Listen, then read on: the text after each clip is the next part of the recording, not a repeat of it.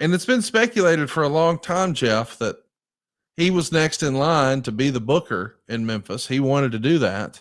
We know it didn't happen, and he winds up going to Bill Watts territory instead, the Mid South territory.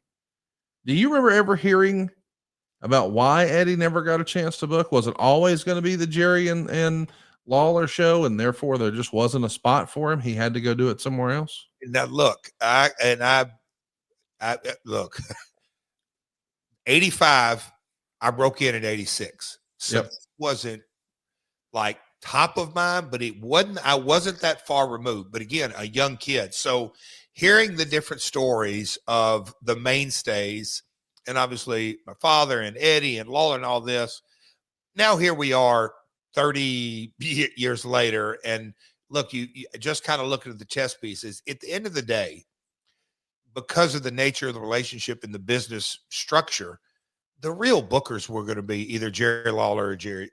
It's just that simple. But Dundee, Dutch Mantell, we're going to talk about a guy named Tom Renesto.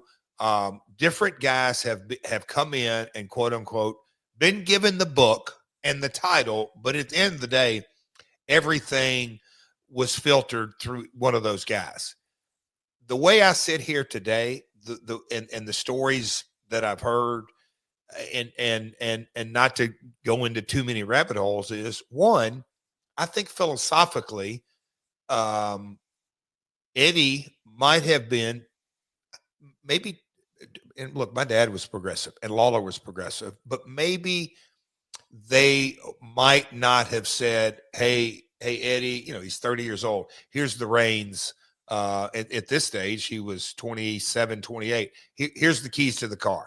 I don't think they felt comfortable in that. I also am aware that Eddie's demons were not out of control, but they ebbed and flowed during this time. So I just think it was not any one thing, but they weren't ready to give the keys to the kingdom to such a young man, no matter how talented and creative he was.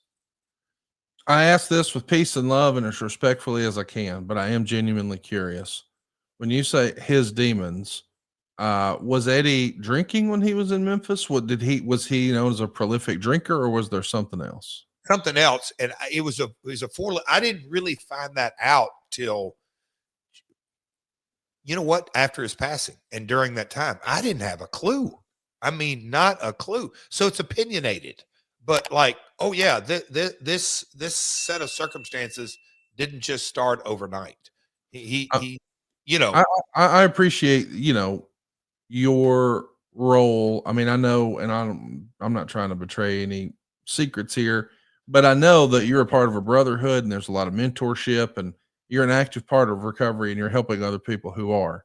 So I'm trying to ask this in a way where I'm considering how delicate some of those conversations are, because I'm not asking you to betray any confidences, but I'm trying to understand, if it wasn't drink, was it street drugs or pharmaceuticals, or what was the rap on him at the time? Pharmaceuticals. But Okay. I didn't know that. I found that later. But and look, this could be, boy, we're in the wrestling business, but the pharmaceutical component of it was not an overnight issue. It had developed through the years. Yes.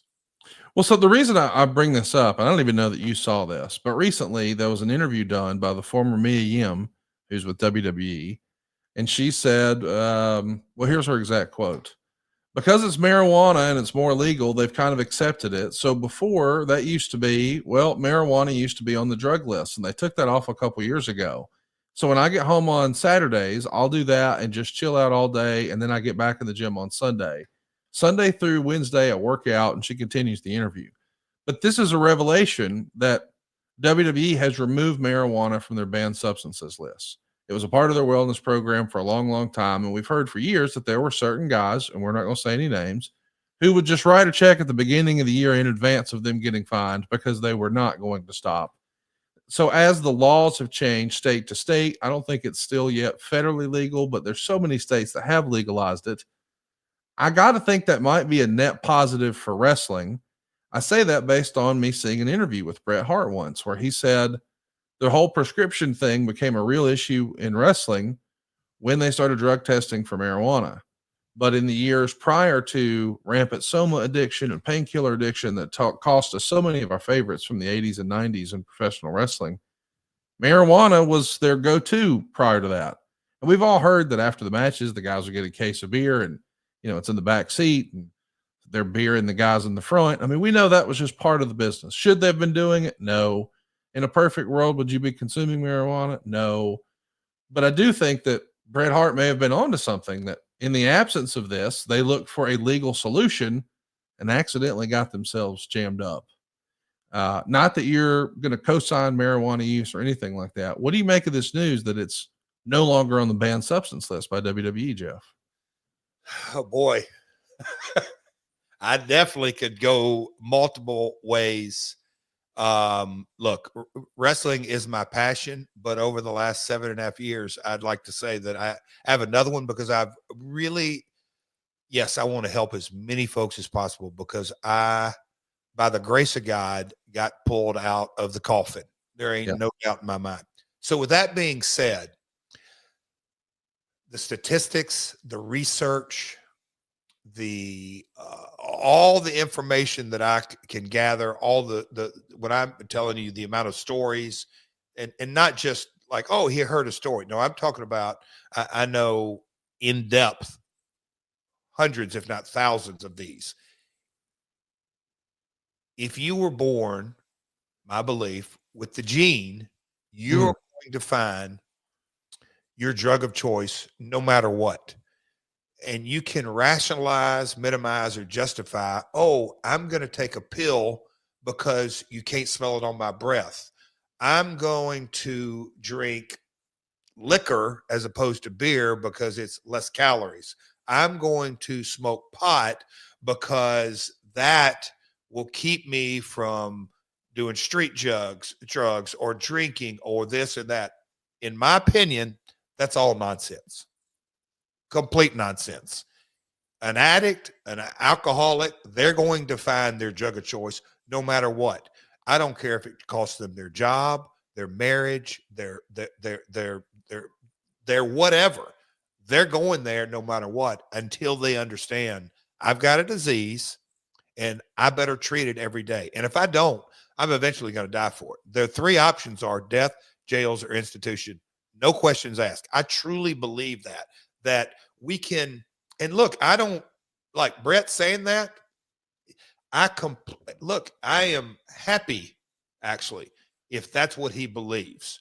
And there will be people that will say it that haven't experienced the disease of addiction, alcoholism, and they're going to have their beliefs. And then there's folks that had the disease, and they're going to have their beliefs. But at the end of the day, we do what we want to do, when we want to do it, how we want to do it, where we want to do it, until we don't, until we, hit that rock bottom. So I just think, Conrad, that may sound a little abrupt or abrasive. No, I don't think it is at all. That's why I asked. I wanted to hear from you, but I guess I was trying to get to, I've never heard of anybody from, respectfully, the narrative I've always heard is that Mr. Gilbert overdosed on prescription pills. And we've heard that story so many times with other professional wrestlers. And I think we've all probably known someone in our real life who maybe was in a car accident or something and was prescribed something. And before you know it, man, their life is upside down. Respectfully, I've never heard that about marijuana. Hey man, this guy smoked too much weed and just didn't wake up. And that's how we lost Mr. Perfect or whatever. But we've heard so many times where guys become sort of street pharmacists. Well, one ain't doing it anymore. I better take two. Well, two ain't doing it anymore. I better take three. And before you know it, man, we're in a bad place. That seems like something we heard all the time, but we never really heard it about marijuana. And I guess what I'm trying to figure out is, was marijuana a part of the Memphis scene? And I'm asking that because I've heard Road Dogg do interviews where he talked about your dad being sort of, not your dad, but Jerry Lawler being sort of on his heels about, wow, these guys smoke marijuana and they drink beer, because Jerry was a teetotaler. He didn't do anything. So if there's nothing happening in the territory at all, I'm wondering perhaps did Eddie, because if you smoke marijuana, you smell like marijuana. If that's going to affect his upward mobility because they perceive him as not being reliable or whatever, would he have turned to prescriptions? Because normally when we hear about these prescription challenges, That happens from people who had that crazy touring schedule that Vince McMahon put down, where you're on the 5 a.m., 2,000 miles every morning, every night of the week, or so it feels. Do you think that perhaps Eddie got into pharmaceuticals because Jerry Lawler was such a teetotaler and marijuana was so evident, if that makes sense? So I have no, I mean, zero, obviously no proof, but I've heard two versions of the accident in New York. One, pharmaceuticals were the cause of it. Two, after the wreck, pharmaceuticals became the issue. I truly have no idea what the truth is. I don't think anybody will really know. But no, Conrad, I don't think the Memphis territory could be rationalized of any of that, because look, I was not, I'll tell you, I was never a pot smoker. Never, I hate smoke, cigarette smoke or pot smoke, but I was never that. But like, you know, It was prevalent in there in the territory. oh God, yes, it, you know, not like it is today, but yes, you go to hotel rooms and you know, we're all staying in different same hotel on the Loop and all that. You see the guys go, and whatever hotel it was, oh, they're back behind the pool. They'll be back. I mean, just that's the nature of the beast. Well, that's really what I was asking, because earlier when I was asking, hey, why don't you think he ever got an opportunity at the book? And I know you said ultimately it's going to be filtered through them. It's going to be their call. That's very Vince McMahon like. I get it. It's their territory. It's their business. They make the call. Just like with Tony Khan and AEW. I get it. But I was curious when you said, however you phrased it, about, he had some challenges or he had some demons or whatever.